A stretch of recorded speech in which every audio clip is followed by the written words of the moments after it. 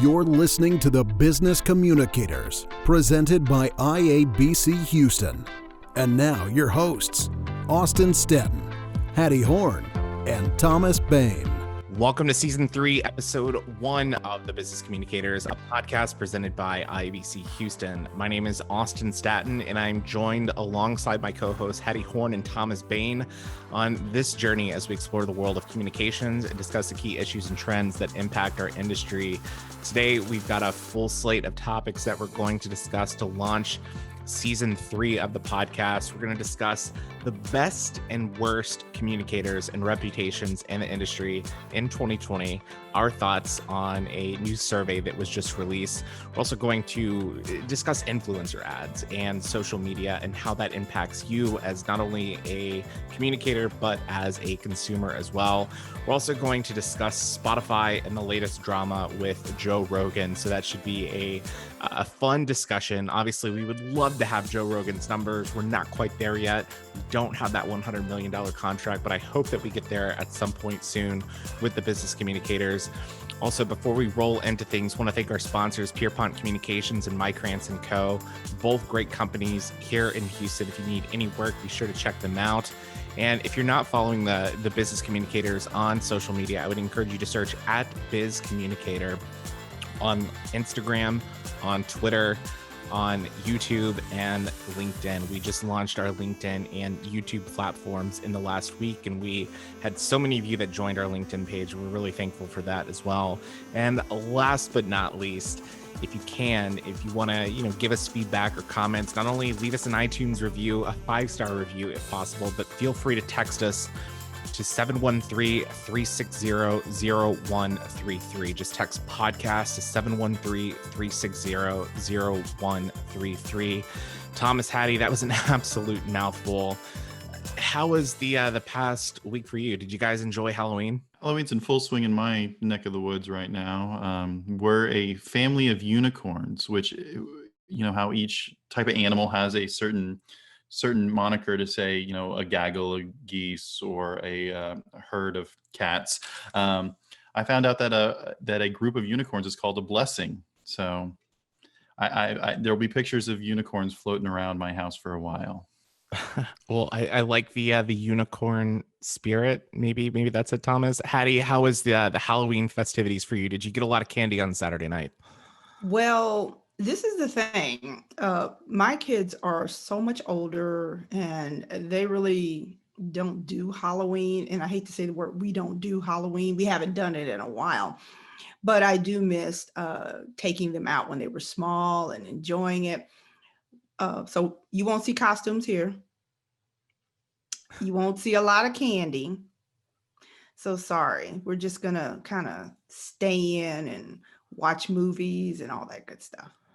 Well, many of people, saw the Netflix and streaming recommendations that we made last week. So, continue to follow us for, those hot tips on movies or streamings. We'll be sure to share those as well. But yeah, I think, I don't really celebrate, Halloween much either. We actually, on Friday, we did a work call, like a coffee chat in the morning, and we all kind of dressed up. That was a lot of fun.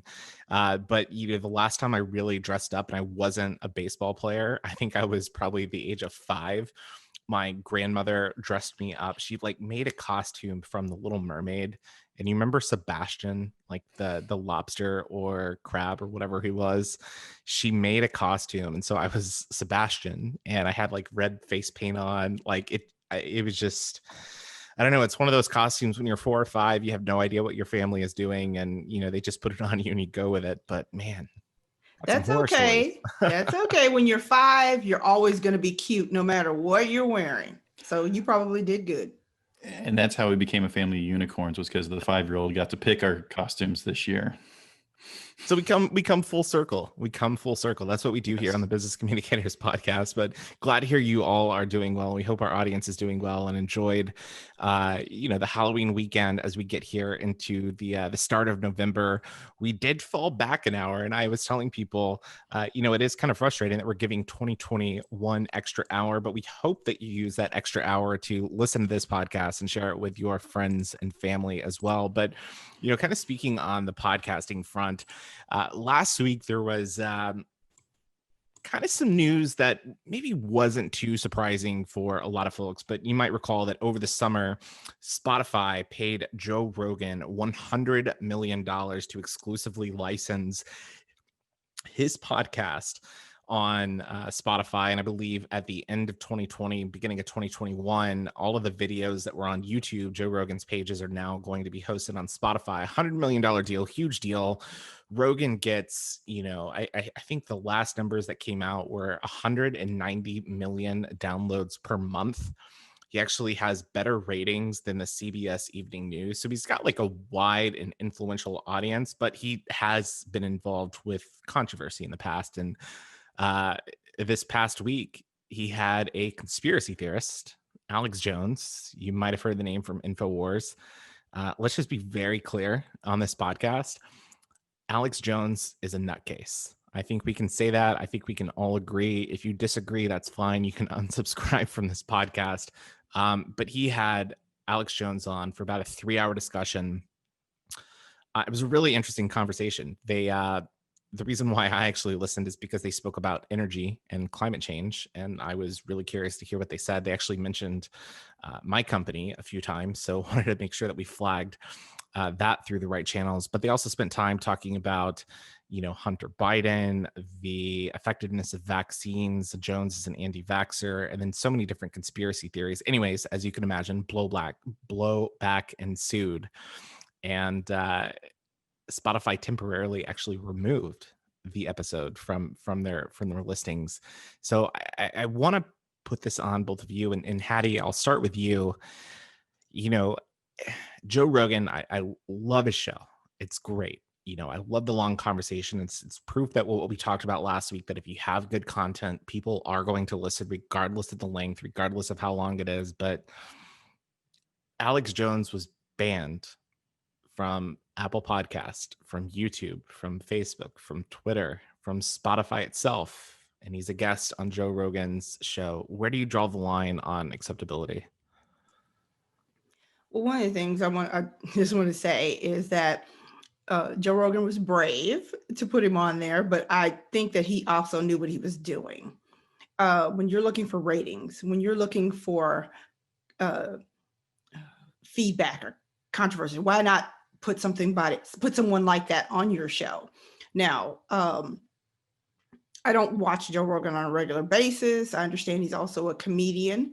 So you're going to have different interpretations. I personally don't feel that I would have done it because of who Alex Jones is. But I will say that Joe Rogan is he is not afraid to take a risk. And he wasn't afraid to put it out there. So given that he did, and sorry, the consequences turned out the way they were, but I'm sure he expected that.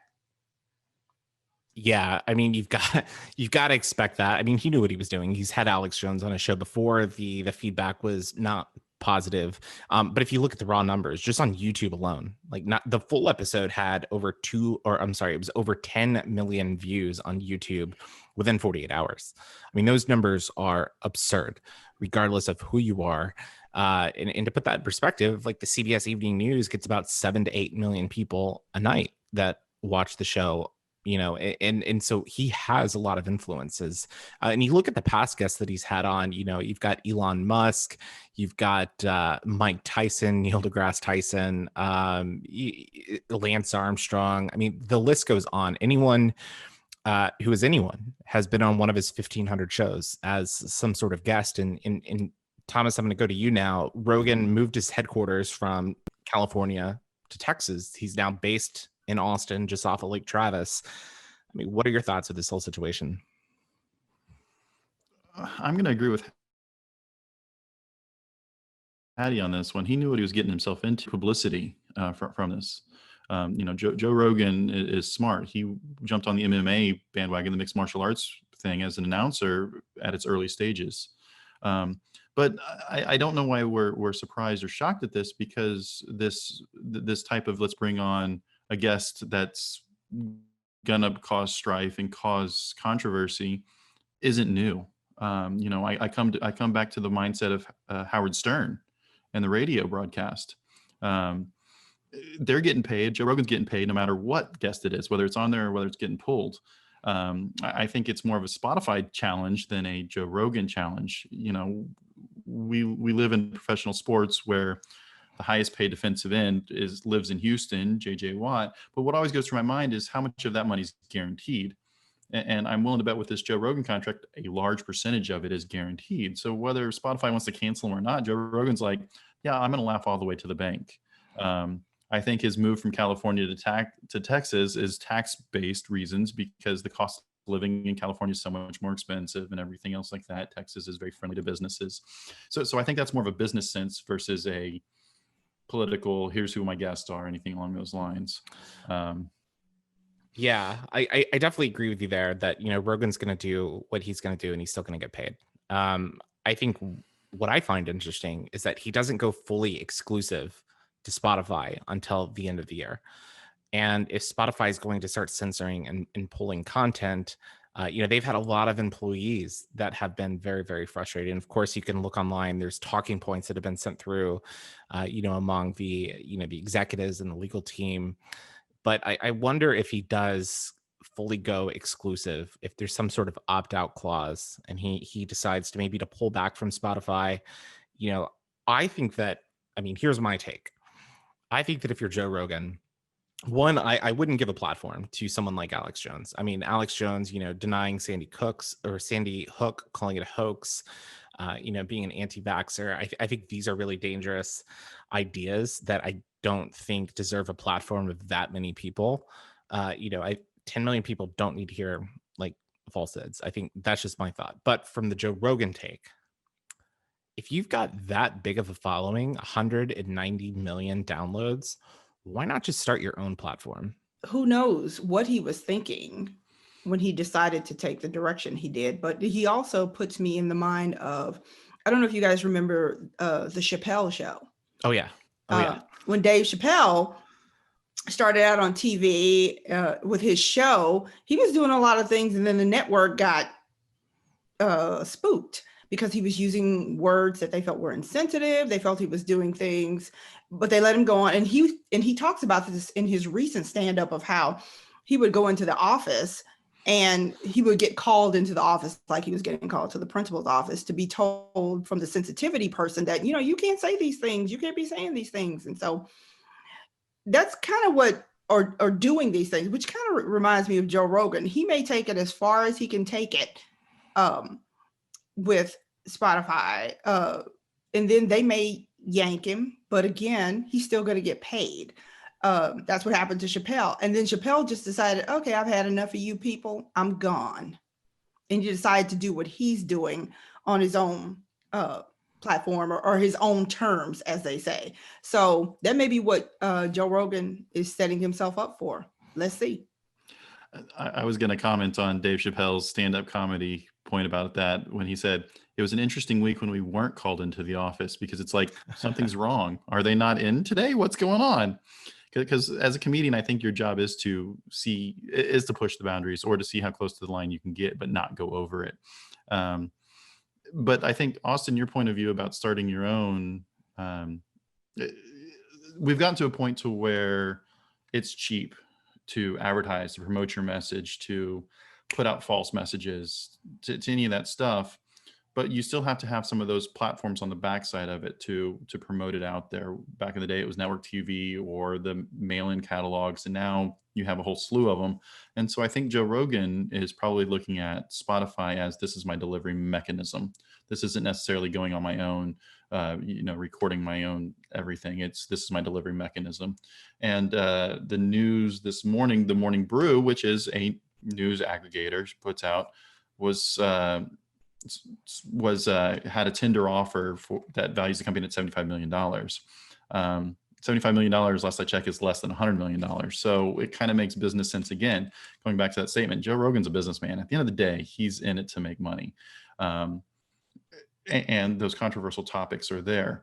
I'm 100% torn on the whole, how cheap it is to put out your message, and the anti-vaxxers, and the insert conspiracy theorist here. Because we live in America and we have the freedom of speech, people can say whatever they want to a certain extent. You can't yell fire in a movie theater, but you have the ability to do it. And 10, 15, 20 years ago, it was a lot more expensive to do it. And now it's just so cheap. And so many guests or people are able to get their opinion, and they're able to find audiences. Everybody says that the media leans one way or the other. That's because they cater to their audience. People go looking online for the information they want to read about, or the thoughts that they want to hear.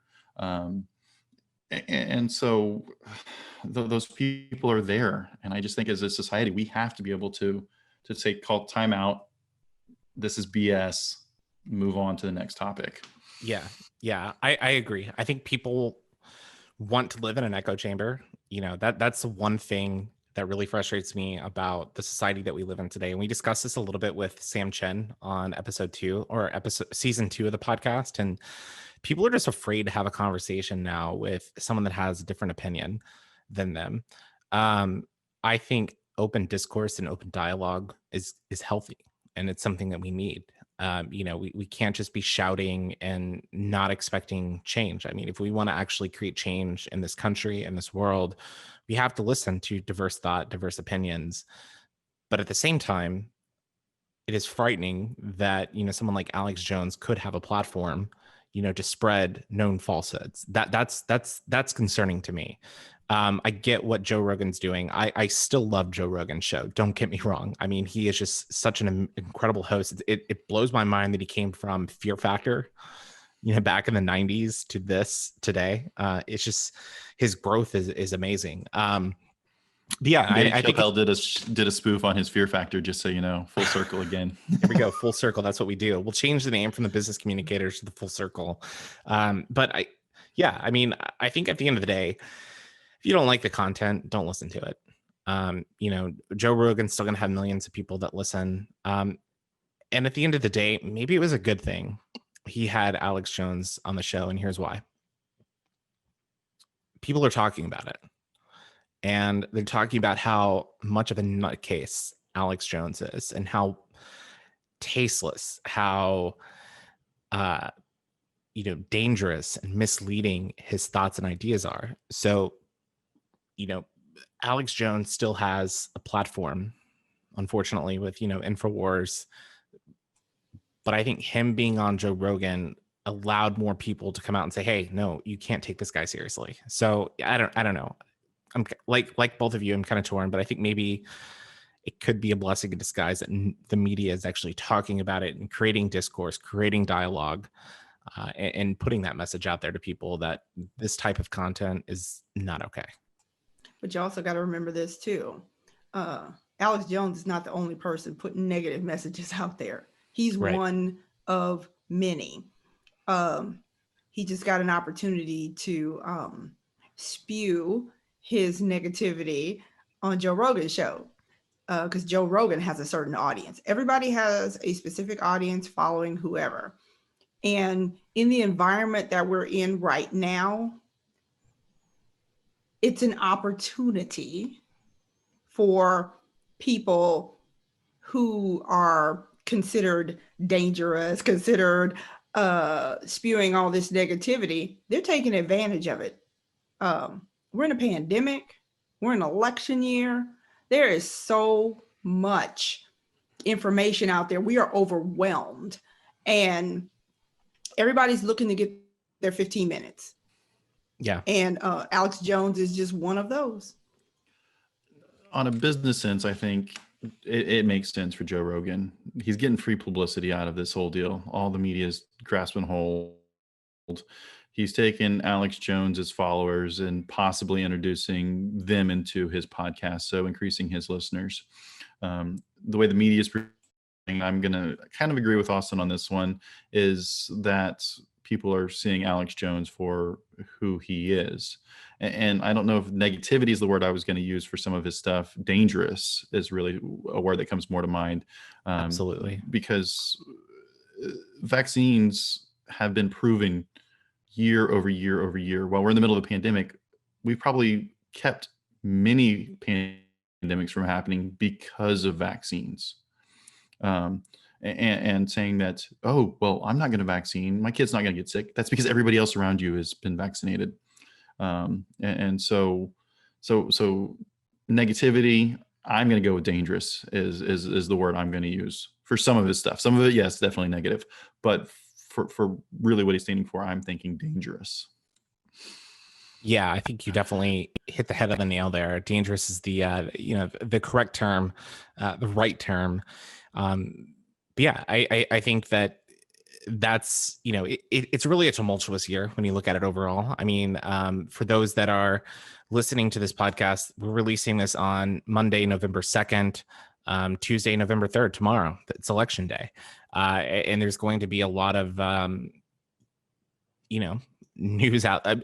Half the country's not going to be happy one way or the other. I mean, that's just kind of how it is. So my lasting message to you is this: consume as much information as you can. Read from both sides, politically. Hear people, listen to people to help inform your decision. I'm not saying buy into the BS conspiracy theories. You should not do that. We don't want that. But I think if people have a different opinion than you, listen to them. Don't shout and try to prove, your facts, your talking points. Have a conversation, because at the end of the day, we're all on the same team. When we wake up on Wednesday, November 4th, we're still living in the same country. We still have to work together. So think about that throughout the rest of the week. And as this drops right before the election, it kind of makes me think that the old adage, the pen is mightier than the sword. Those who control the information out, and going back, that's now it's so easy to have a voice. But yeah, do your research, come to your own conclusions. Don't just repeat what anybody says for the sake of repeating what anyone says. If not, then we're going to be teaching the sky is purple because somebody thinks the sky is purple. So yes, speak up, do your research, and enjoy yourself. It's a ride. This thing called life is a ride. Let's have some fun with it. But as communicators, my takeaway is, let's remember that the pen is mightier than the sword. And while we're here with the spoken word, it's still communications. Yeah, very well said.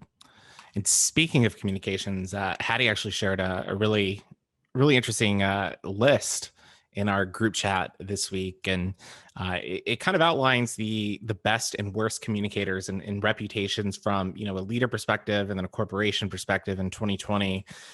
Hattie, I'm going to turn the floor over to you just to kind of outline this story and kind of give us a synopsis. And I think maybe it would be fun for us to offer our takes on whether this list got it right, they got it wrong, where we kind of weigh into this. Okay, this list comes from Executive Grapevine, and Provoke, excuse me. They had a long list of nominees, people who were the best communicators, some who were the worst. And what was interesting to me is that as far as the best, the two top happened to be women, and these were world leaders. The world leader in New Zealand, she's the prime minister. Her name is Jacinda Ardern. And she kind of followed up an exemplary response to the Church Christ shootings in March 2019. And she's been doing a really good job communicating around her government's handling of the COVID-19 crisis. And then the next leader was Germany's Angela Merkel, who is doing the same thing. I thought it was a really interesting take on the whole list. And then one of the folks that kind of stood out as the best communicator who could probably be on either list was Cuomo of New York, the New York's governor. And I think as part of him being one of the best communicators, he did a really good job. People were saying he was being very transparent during the pandemic, being honest, making sure that he was communicating. And if I'm not mistaken, he communicated every single day of the pandemic, everything that was going on in New York, what people needed to do. He had he took his platform And because he was getting lots of positive people, he actually, he had a following. People would get on just to see what he was going to say the next day. Even I'm guilty of it myself. I went on to see what he was going to say, and he was countering everything that was going on in the administration. So people tend to turn to him because they felt like they were getting a more honest assessment of everything that was going on. What do you guys think about that? Yeah, I mean, I think the list, it's pretty interesting. Glad to see that Dr. Fauci is on there. He is someone very deserving. Greta Thunberg's on there. AOC's on there. The New Zealand, Germany, I think both, they've handled it really well. I mean, New Zealand right now, they're going on about their daily lives. COVID-19 isn't an issue. You look at Taiwan, for example, COVID-19 isn't an issue. They haven't had a case of local transmission since April, which is just insane. And then you contrast that with the situation that we have here in the United States, and it's been a disaster. I mean, we're starting to see, cases creep up in Europe. I mean, France and Germany are now under lockdown. Spain's under lockdown. So the second wave is definitely here, especially in Europe. The only problem that I have with Cuomo is this. I think that he's a great communicator. I think he is great as a storyteller. I think he was poor as a crisis manager. And I think that you can separate those two. I think you can say, yes, he is very well spoken, very articulate. He gets his message across. I thought his PowerPoints that he did to supplement his press conferences were super, super well done. The problem that I have is how poorly he handled the initial response with Mayor de Blasio in New York City.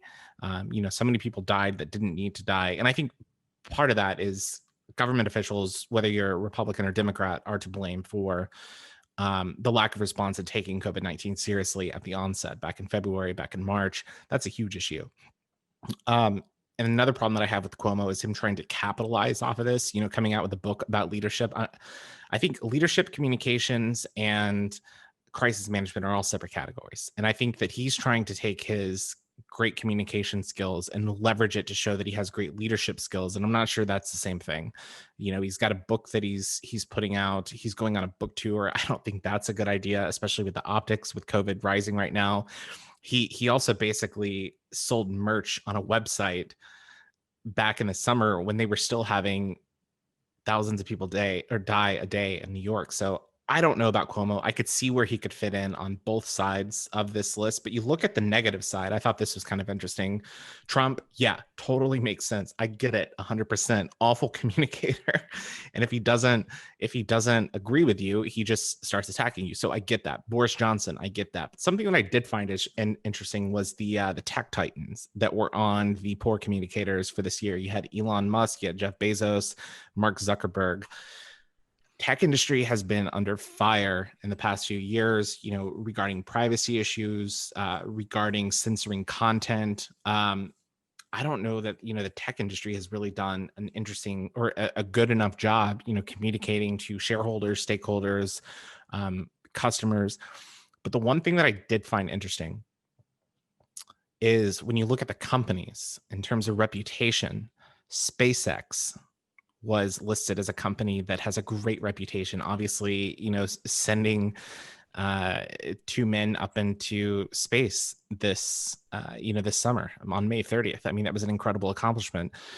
So they have a positive reputation, but you look at the guy that founded them, Elon Musk, has a negative reputation. So it's like, how do you balance separating the founder and kind of the face of the company with the company itself? And I was going to echo exactly what you said. It was, while you have negative on Elon Musk, and then you have SpaceX, which is, part of the Tesla umbrella kind of thing. And not to say that this isn't a good list, but does the list lose a little credibility because of that kind of thing? The technology side of it, also on the companies, you have companies like Microsoft and Airbnb who are coming through there. Cuomo, I thought, was interesting because, to Austin's point, crisis management versus great communications are two in the same thing. You don't want to go out there with crisis management and have the exact same message every 10 minutes because people start to tune you out. But I thought Cuomo did a good job humanizing himself by going on his brother's CNN broadcast, because listening to those two talk was worth the admission to watch that episode. But during that point in time, they dispelled those rumors and myths. And as we are in the crisis, no information is worse than misinformation or not being 100% right at that time, because the story gets crafted whether you're interjecting or not. Personal sentiment aside, when I'm looking at these folks and seeing, these companies, whether they had good reputations or bad, I'm looking at it based on, I looked at the panel of influencers who were making the choices. And these guys were some heavy hitters. One of my favorite, Bozana St. John, is on it. And she has a great reputation. She's the new CMO of Netflix. But she's worked with different companies such as PepsiCo. She started out with Spike Lee. And I was looking at it from a perspective of what were they thinking in terms of their choosing them. When you talk about Cuomo, I agree that leadership and crisis management are two different things. However, I'm also going to look at the fact that compared to what other folks were doing, they made him look like a good leader, whether 100%. You like it or not. Yeah. So no matter where he went, he used his brother, he capitalized on whatever. People who were watching him, people who were believing him, chose him as an influencer. And he did influence during the whole pandemic. And so I'm just, I'm just kind of agreeing to disagree from a different perspective. Absolutely agree. That. And also, when you look at companies with these reputations, these are companies who are doing well. Their shareholders are making money. And they're doing things differently. They're being very creative about it in some ways. So Elon Musk may have a negative reputation, but he's making money for his shareholders. So whatever he's doing something right in terms of from a business perspective. So I give him that. Yes, I as well. And all these people that are listed, they have teams of people behind the scenes helping craft their message, absolutely testing their verbiages, everything like that. One of the other companies that caught me off guard was the Peloton, because as we go into the holiday season, Peloton caught a whole lot of flack. For one, is Peloton for the normal person, and two, their ad of the Christmas present kind of jumps into mind. But Hattie, you hit the nail on the head. Is these companies make a very strategic path, a strategic plan on what they're trying to do. The Exxon Valdez oil spill comes to mind, where Exxon said, you know what, we're not going to play with the media. We're going to focus on shareholders. And their share price went up during it. But in today's world, I don't think you can get away doing that ever again. As we've seen with the unfortunate events that happened in the Gulf a couple of years ago. Yeah, absolutely. And reputation matters. Doing the right thing matters. I think that's so important. So it's an interesting list. We'll link to it in the show notes for the podcast. And speaking of great reputations, also want to give another shout out to our diamond partner, Pierpont Communications. Forbes actually named them one of America's best PR agencies this past week. They were one of only 4 agencies to receive the 5-star rating in Texas. So, huge shout out to Phil Morbido, the CEO of Pierpont, and his team for, everything that they do, doing things the right way. Ironically, the Richards Group was on there as well. I'm guessing the survey was done prior. Sorry, I have to laugh at that one. Yeah, guessing the survey was done prior to the incident. Had to be. Kind of on that note, yes. Want to round out the conversation this week with the talk on advertising and influencers, and just how we're impacted by that. I think it's one thing when you see like brand ambassadors doing campaigns on TV, right? If it's, I don't know, let's take it's Halloween season, let's take Kit Kats. Say that, I don't know. let's think of a celebrity, say Chrissy Teigen. I don't know. We mentioned her last week. Say that she's advertising for Kit Kats. Like, you're going to feel invested. Maybe you might buy it, but I don't know. There's a slight chance. But when you follow somebody on Instagram or social media on YouTube, and they have this rabid following. So take someone like Joe Rogan. If he plugs something, he has trust built in with 10 million people that listen to his show per day. David Dobrik, we mentioned him last week. He has trust built in with his audience. And so when he suggests that they go to SeatGeek, people actually listen. And Hattie, you shared this story as well, but the UK, they are cracking down on hidden influencer ads on Instagram specifically. And I do think that's really interesting because there should be transparency when you are advertising for a product and when you're not. Two of my favorite YouTubers, Marquez Brownlee, who does amazing tech reviews. He is the tech guy. He did an entire video on this, being very upfront about him doing, whether he does sponsored ads or whether he does product reviews, and how they're completely separate. He's very open, and so if he reviews like a Tesla or an Apple product or a Samsung device, that he's going to give you a fair and unbiased response. Peter Mckinnon, another YouTube creator as well, he has a partnership with Canon, but he still reviews Canon products, and he lets people know about this beforehand, like full transparency. Here's what's going on. The problem is when you have influencers peddling products that you don't know that they're associated with, or they're getting paid to plug. And I think that's maybe where the problem comes in, what the UK is trying to limit. Am I right, Hattie? Well, yeah, to some degree. And I was just going to say, I follow some folks on YouTube. One of my favorites is a beauty influencer. Her name is Jackie Aina. Jackie Aina reviews a lot of products for Pat McGrath, Maybelline, everybody. But one of the things that she does a very good job of, she does let you know whether she personally bought it just to try it herself or she's being a paid partner. And the UK, to me, probably hadn't started out doing a really good job of making sure that they knew who was doing that, or people weren't putting things out there. But I think that under that policy that they're going to ask them, they've got to confirm, and I think they should be transparent. That you're not just peddling, because there are some products on Instagram I'll see, and I will see there's Christina Milian is peddling a product right now. I won't say what it is, but on Instagram, and she has an ad, but she does say that, she's a partner with him. So, and she's not a very good actress to me, but she's a celebrity in her mind. And I've seen her in a few things, and I think she has gorgeous skin. So, hey, if she says it's good, yeah, maybe I will buy it. But yeah, I agree that has been a problem, because you do have a lot of folks who've been peddling products or reviewing products and not putting it out there, being transparent that they're being paid by it. But I think that the policy should be in place. Yeah, Thomas, I think there's a podcast that I've listened to, and I've shared it with you before, the Colin and Samir podcast.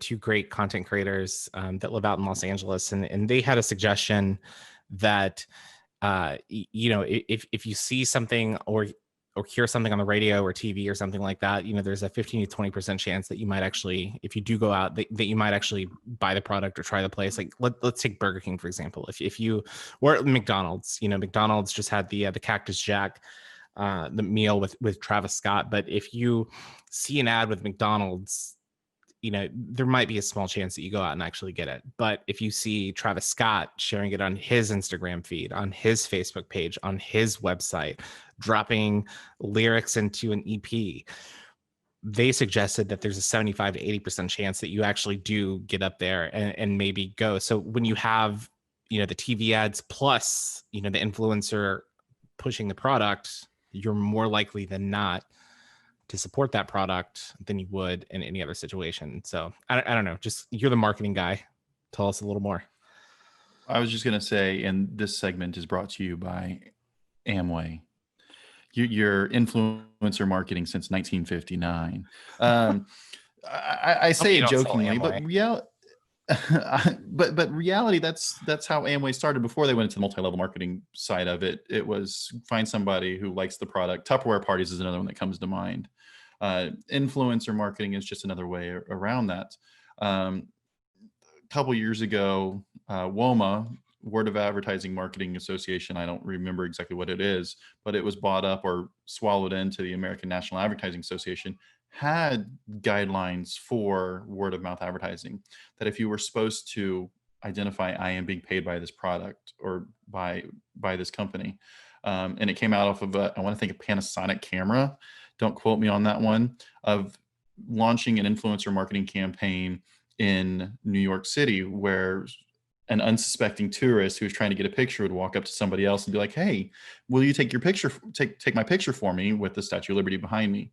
And then during the course of the conversation, they'd be like, "Do you like this camera? What about this feature? And what about that feature?" So they were advertising in person, one-on-one. With your example about the McDonald's, is you have to be multi-touch. We have to be able to communicate with our consumers in the time, in the area, in the mediums that they want to be communicated with. So companies need to focus on complete multi-channel, omni-channel marketing efforts, to where your PR matches your television ad, matches your newspaper, matches your influencer marketing. I'm not saying it has to be the same, but it has to have the same similar look and feel as you go through it, the same kind of vibe. And those are the companies that are really getting it right. PepsiCo comes to mind. Coca-Cola is another one that comes to mind, where it comes from that. But then you also have the stage products. American Idol, when it first came out, it was huge. The color blue is the same color blue as the Ford, and Ford was a major sponsor. Something to think about when it's all said and done with is the subliminal word of mouth, or the subliminal kind of stuff that comes from it. So I applaud what they're doing, is saying, look, I'm a paid spokesperson. And also on that note, IABC is also looking for sponsorships. I really would like a Samsung Galaxy phone. Totally joking, not really. Because the podcast that Austin got me hooked on, the YouTube channel, they basically say, here's who we're sponsored by and here's what they give us. And so I value that honest feedback. This is who we are. This is what we're trying to accomplish. And this is the products that we use to get it done. With IABC Houston being a past president, sponsorship was huge, and it was always trying to find those companies that were trying to work towards the same goal, and being crystal clear, we're looking for sponsorships, but you can't buy our loyalty. Well, direct message to Samsung Electronics. If you are listening to this podcast, which you know you are, send Thomas a new Galaxy. Maybe he wants the Fold. Tim Cook, if you're listening, I'll take the new Apple iPhone 12 Pro Max. Hattie, what's on your list? What phone are you wanting? Oh, wow. It doesn't matter to me about phone. It's just interesting. Everything that I use is functional, so I don't really care how old it is, as long as it works well. That's just me. And this is also the look into our Christmas list, the new Marcus catalog. Santa, if you are listening right now, please take note of our list. We'll go from there. But Hattie, any other thoughts? I was just listening to what Thomas was saying in terms of, and you were saying about McDonald's and everybody else, and don't ask me why, but it brought to mind the General. If you remember the commercial, the General Insurance, yeah. And you could tell that they are going after certain markets. You've got Snoop Dogg who's in it, Shaq. And what's really interesting, they're looking for a certain type of audience. And I think that even though I would never get the General Insurance, I think they are just one of the smartest companies that I've seen out there recently in terms of their target marketing and who they consider people who can influence their particular consumers. They're cheap, so they go after folks who are in a certain income bracket, so they know who to put out there that's really gonna speak to them in terms of, oh yeah, I think I'm gonna try it. They know exactly what they're looking for. And I think they're just a really smart company for me. So when I think about influencers, even when they're on the different platforms such as Instagram, YouTube, television, whatever, I just look at them as really, really smart company. Yeah, you've got to be smart about which companies that you partner yourself with. Shaq has done an amazing job with that. What he has done from a business perspective after leaving the NBA is just insane. Like he's I think he's close to probably $1 billion in net worth. Just having amazing partnerships with companies getting in on the ground floor of investments. He also understands that sometimes he is the best face for an ad. I think it's he's not afraid to go on camera or plug something for a commercial. Like he believes, but he's also a stakeholder in some of these companies that he's advertising for. But you notice he's not that great of a communicator. No, but he's likable. He's likable. And that's exactly what they're looking for. He's somebody who's likable. I personally would not have a conversation with him. Don't ask me why. But you're right. And like I say, it's not just him being a good business person and not being a good communicator. It's a company that knows who likes whom and who they partner with. So, and the influencer marketing, I think we're also talking, the spokesperson in the company, the famous people who have the followings. Peyton Manning with Papa John's in Denver comes to mind. The Jimmy John's with what's his name? Drew Brees from New Orleans is another one. But then I think companies also have to be very careful in today's world, because then you have the Jareds from Subway's mistakes. Right. Target audience, spot on. Side activities, really, really bad. Yeah. Yeah. Also, too, I think Subway made him a celebrity, whereas you have the Drew Breeses, whoever, they're already celebrity based on their achievements. So I guess it depends. So it looks like whatever Subway was doing at the time, they picked it based on what they were wanting people to think the food could do for them. Yeah. And it goes back to what we discussed last week as well. Reputation matters. Think then tweet. When you are in the public eye, you have to be cognizant of that, especially if you're associated with businesses. And it's a risk for businesses to be associated with influencers as well. So that's why you're not seeing people go and support, Logan Paul, but they're maybe going to want to endorse David Dobrik. He's probably a little bit safer. But back to Shaq real quick. I just did a quick look up some of the businesses that he is associated with, and he owned 155 Five Guys restaurants. He sold them off. He now owns 9 stores in Atlanta for Papa John's. He told CNBC that he's gotten really good returns for being an early investor in Google. He owns a lot of stock in that company. But he says that he follows a strict philosophy that he only gets involved if he personally likes the company or product. He told HBO's Real Sports that one of his favorite examples is Ring, and some of you might be Shark Tank fans, and Ring was featured on Shark Tank. I don't believe they got a deal on Shark Tank, but they've been back in episodes, highlighting the misses. And I guess Shaq really, really liked the product. He was part of an ad campaign, and he actually, built up that relationship with that owner, that he ended up getting a stake in Ring, and ultimately Ring was bought out by Amazon for $1 billion. So, Shaq knows what he's doing. And I like that concept that you don't endorse something unless you fully believe in it. Well, this is the other thing for me. You mentioned that his stake in Papa John's. If you remember the scandal with the Papa John's owner a few years ago. Right. So I don't know that I think it was Papa John's who was smart to get involved with Shaq or utilize him or whatever to get him involved because of the things that the owner said. So, and honestly, I still don't like Papa John's pizza. Oh, it's trash. It's trash. Oh, that's trash pizza. But the fact that Shaq actually likes it, I don't know that's going to influence, that makes me feel any better. But it is, credit to Papa John's for realizing they had a damaged reputation, that they knew that Shaq is a likable guy. invited him to their board of directors, gave him a deal for franchise stores. So, they're trying to rebuild the reputation, and they wanted to be associated with someone that does have a positive reputation. So at the end of the day, like we discussed, and topic number 2 today, reputation matters.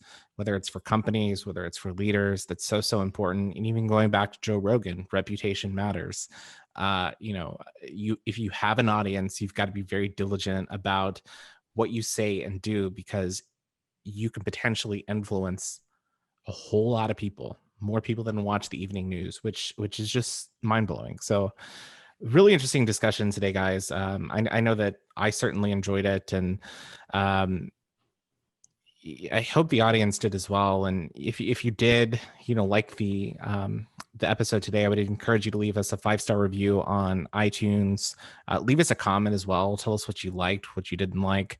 If you want to send us feedback, you can email us podcast@ibchouston.com. We'll take show ideas. If you know someone that would be a good guest to have on the show, we'll definitely, listen to that as well. Or you can just text you can text podcast to 713-360-0133. That's podcast to 713-360-0133. And of course, follow the Business Communicators. We're on LinkedIn, we're on YouTube, Instagram, and Twitter. So be sure to follow us on all of those platforms. But before we wrap up today, the elections tomorrow, it's going to be a crazy week. Any parting words? Hattie, we'll start with you. I just want to encourage everyone to go out and vote. Please do your due diligence. It is your responsibility. I want to thank the audience. I want to thank my colleagues and those who watched the first podcast and gave me a warm welcome and offered your personal thoughts and feedback. And as Austin said, please join us. We're switching it up. Absolutely. Switching it up. Thomas, any parting words? Have fun. Whether your candidate wins or not, we're still, at the end of the day, we're human. Most of our audience is American, so we're American also. And continue to better yourself. Again, be a free thinker, have some fun. On the business side of communications, set your target goals and work towards it. It might be a little off what you personally feel, but it might really resonate with your target audience. To drive your business, or to reduce your cost, or to build that brand reputation. Yeah, reputation matters, folks. That's really, really important takeaway. But wanted to thank both Thomas and Hattie, my awesome co-hosts, for joining the Business Communicators as we start season 3, episode 1 of the podcast. And we had a lot of fun this week. We hope you did too. Be sure to interact with us on all of our social platforms. Give us comments, give us feedbacks. That really helps us grow and improve the show so that it's better for you, so that you get more value out of it at the end of the day. But on behalf of Thomas Baen, Hattie Horn, my name's Austin Staton. We'll see you next week. You've been listening to the Business Communicators. Be sure to follow us on Twitter and Instagram @BizCommunicator, and find out more about our chapter at iabchouston.com. And if you haven't done so already, be sure to subscribe to our podcast on iTunes and leave us a 5-star review.